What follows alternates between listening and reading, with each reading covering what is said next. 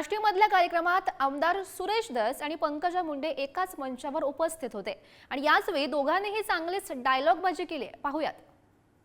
बीड जिल्ह्यातला आष्टी तालुका आणि धाराशिव जिल्ह्यातले 5 तालुके कायमचा विषय मिटणारे आणि ही फक्त आशा आणि आकांक्षा देवेंद्र फडणवीस याच नावाकडून आहे. आमची दुसरीकडून कुणाकडूनच अपेक्षा नाही, मिळणार भी नाही. फक्त आणि फक्त देवेंद्र बाहुबलीच हे देऊ शकतात. शिवगामीचं वाक्य असतं, सुरेश अण्णा धस कुठे गेले?